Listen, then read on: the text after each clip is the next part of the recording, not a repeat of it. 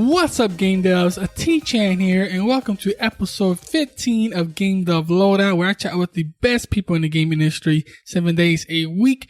Make sure you subscribe to the podcast for new daily episode filled with valuable information. And now let's chat with today's featured guest, Maxx Golbraykh. Maxx, it is go time. Are you ready? I'm ready. Awesome. So Maxx is the president of Replayable Games and is the lead developer on Happy Chess. He has been in the game industry for more than 3 years. So go ahead, Maxx, and give us a bit about your personal life and how you got started in the game industry. Well, I was born in Russia back in the 80s, and we didn't really have a lot of video games back there, but I was lucky enough to come across some when I was, I think, 6 years old, and from that point, I kind of knew that this was what I wanted to do with my life. So I scrapped my previous dreams of becoming an astronaut and kind of focused on this to some degree pretty much throughout my whole life. But it's only been kind of recent that I've actually been able to, really step it up and try to develop a game that's, a finalized project that I want to put out there and want to, have like a real gaming presence rather than just side projects that I do for my own benefit. Mm-hmm.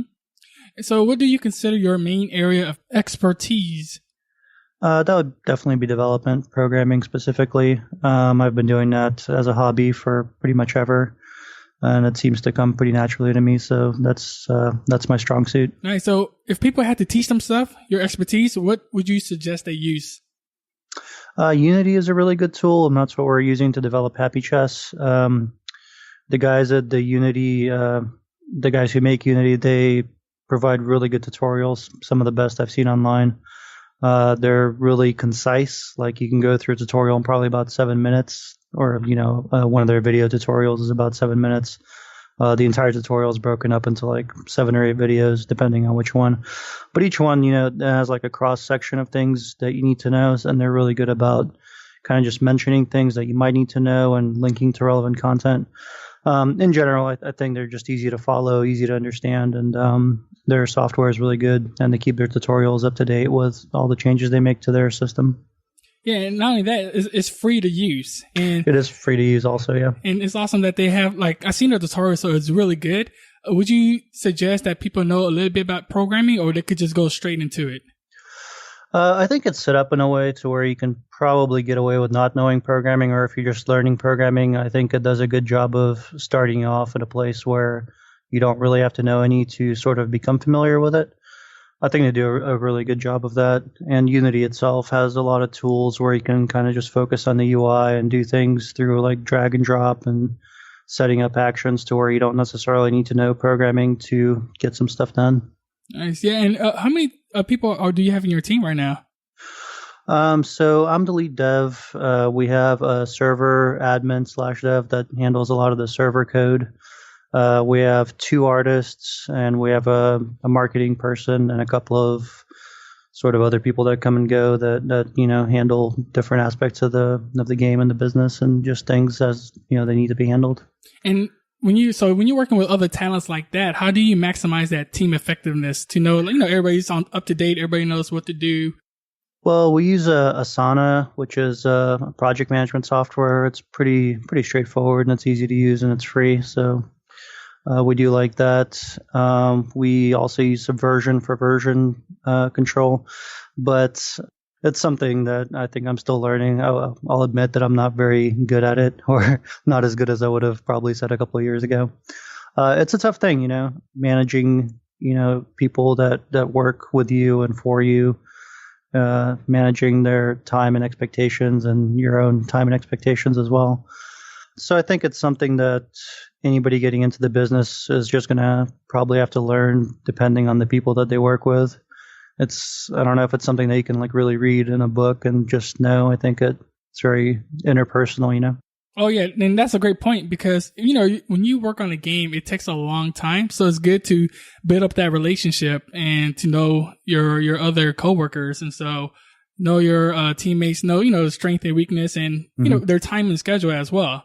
Yeah, absolutely. And, I do this sort of after hours as well as everybody on my team. We all have day jobs. So I think once we're past this stage where we actually have a studio that's located somewhere and we have to go there and all be there in person. It probably gets a little bit easier, but with regular jobs and managing everybody's time, and everybody's kind of doing this, because they believe in the project, not because they're making a lot of money from it or anything. So it's definitely an interesting and sometimes difficult thing to do, but we've been managing it so far.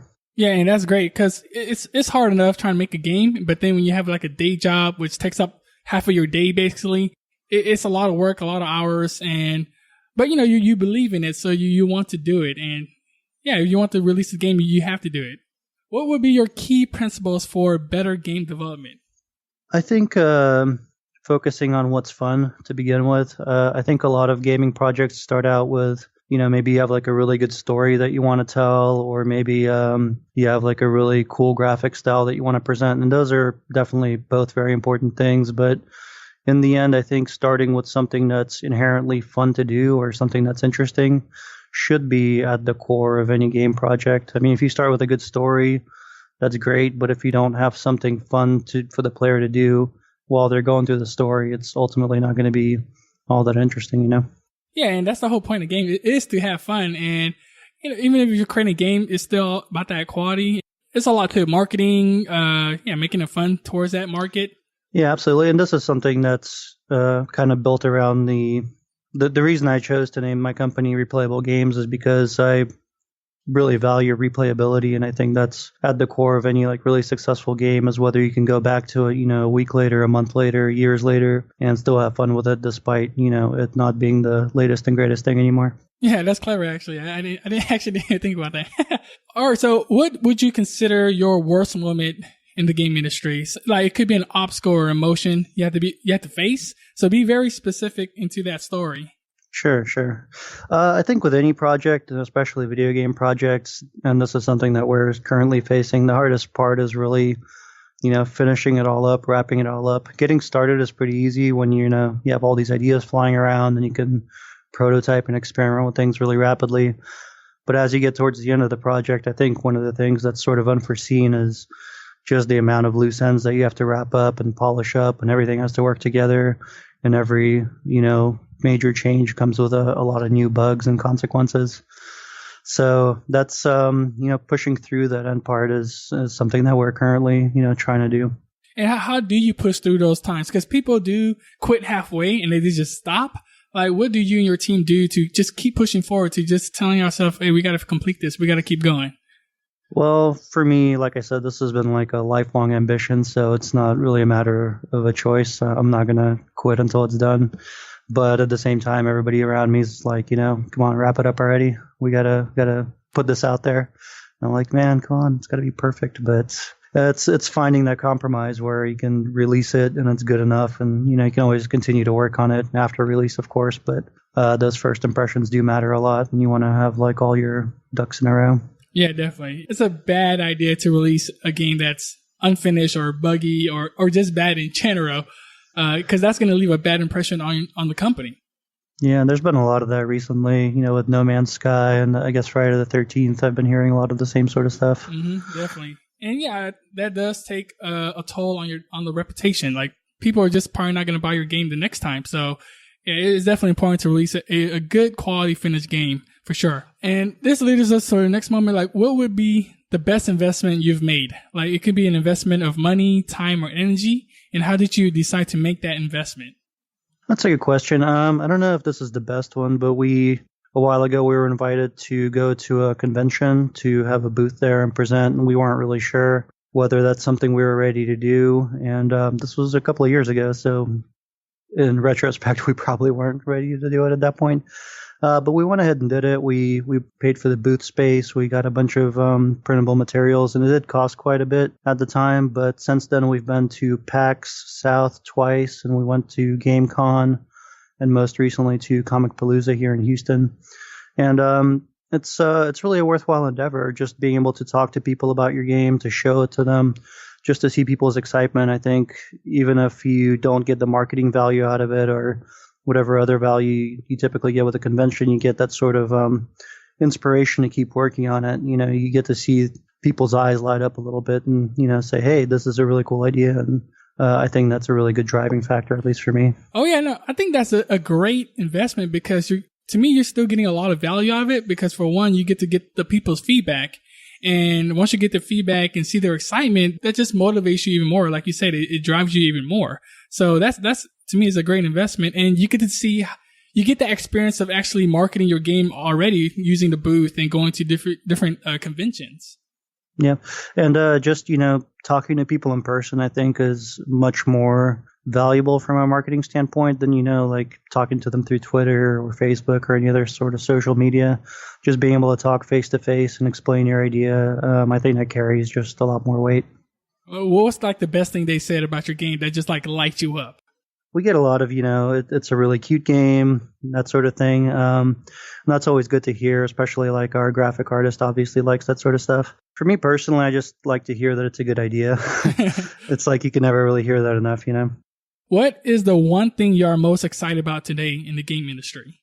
That's a good question. I don't know. The gaming industry is always exciting. It's always moving forward. I think nowadays we're sort of at a point where graphical fidelity is coming to a point where it's no longer really being advanced that much. We're probably going to have a PlayStation 5 eventually and, the next Xbox. But the difference in graphics and, processing capability is getting kind of marginal at this point. So it's really exciting to see all these indie games being able to sort of compete with AAA industry just based on gameplay alone. They might not have the best graphics or famous people doing the voice acting, but it's exciting because a small team can create a game that's really innovative and fun to play and compete with those big games, just because they have a good idea. Yeah, I love you point that out because, the indie game in general is just booming right now. A ton of indies are out there trying to make games. To me, gameplay is like tops everything. And I can't wait to see like more indie games come out with all these great gameplays. And I can't wait to see what the future holds. Yeah, absolutely. And I think all the distribution platforms and all these tools like Unity and Unreal Engine that are, making it possible for just about anybody to just, sit down at their computer and learn this stuff and be able to produce something for free is pretty amazing. Oh, yeah, definitely. Awesome. Now we have reached crunch time. And so crunch time is basically where I will ask questions at a fast pace and all of it would be like valuable information from you. So Max, are you ready to crush crunch time? I'm ready. So what was holding you back from becoming a game developer? I didn't know programming for a long time, at least not like the kind of programming that you need to do game development. In high school, I had like a TI-86 calculator and, I wrote some games for that, but it's not exactly like a platform you can really distribute or anything. Yeah. And then, I worked with Flash a lot and I made a bunch of Flash games for Newgrounds and things like that. But again, it's not like anything you can really profit off of or make a company around. So I think part of it was the limitation in tools. I was writing a game for XNA for a while. I don't know if you're familiar with that. That's like the platform Microsoft used for Xbox Live Arcade. And then they killed that off, so that was kind of disappointing.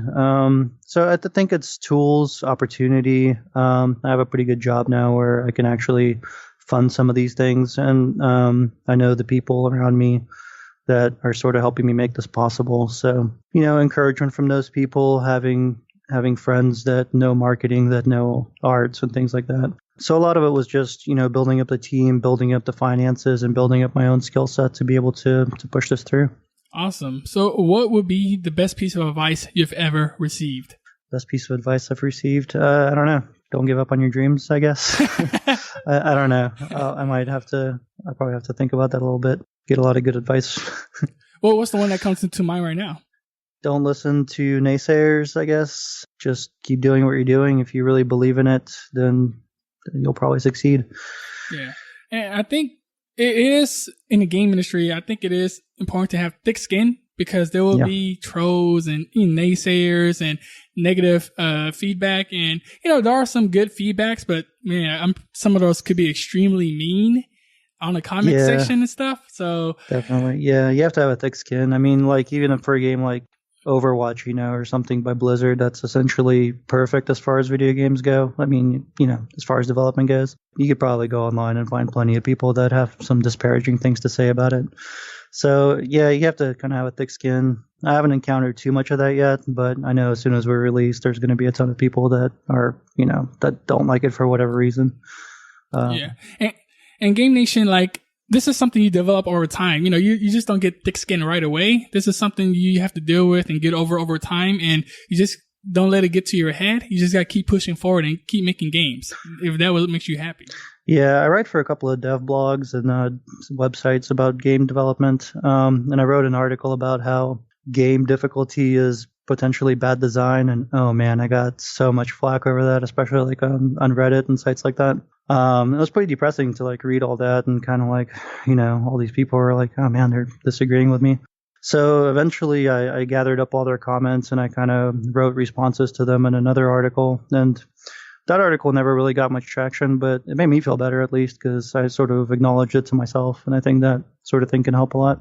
Yeah, and it didn't stop you. You're still making game, and that's the good thing. You went past it, you overcame it, and you actually addressed it too, so that's even better. And now you're past it, so you're moving on. Mm-hmm. Share an internet resource like Evernote.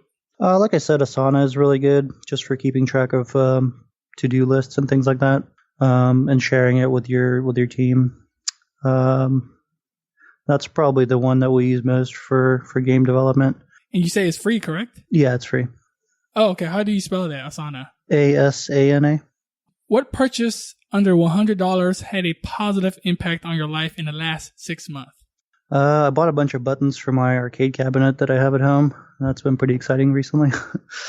You say buttons? We mean buttons. Yeah, like I have an X arcade. I don't know if you're familiar, but it's like basically 2 joysticks and you got some old school arcade buttons. So I use it to play Street Fighter, but recently I bought a bunch of LED buttons for it. So that's been an exciting adventure in electrical engineering. Oh, nice. So you're learning something and you get to have fun. Yeah. Awesome. All right. So this next question is a bit of a doozy. So take your time if you have to. So imagine you woke up the next morning in a brand new world and you knew no one. You still have all the experience and knowledge you currently have today. Your food and shelter is taken care of and you have a laptop.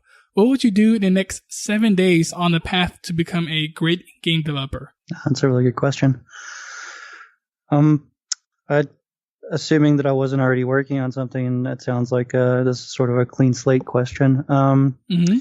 I'd probably get Unity and I'd probably start working on maybe the next big project that I wanted to start working on. In this case specifically, like I said, I used to have an XNA game that I was working on, and that game was called Danger Dance. It's basically like a survival dance game, which is a little bit of a interesting category in and of itself. But I think that's going to be my next project, and if I didn't have to finish Happy Chess, I'd definitely start working on that now. Oh, nice. And what would you do in particular to make sure you're effective at developing? Well, for a game like that, which is extremely physics-based, I think optimization is really important, especially early on. So you really want to nail down, the best performance you can get out of, the tools that you have. All right. Hey, I appreciate it. Go ahead and give a parting piece of guidance in how we can connect with you. I'm on Twitter under Maxx Golbraykh. That's pretty hard to spell.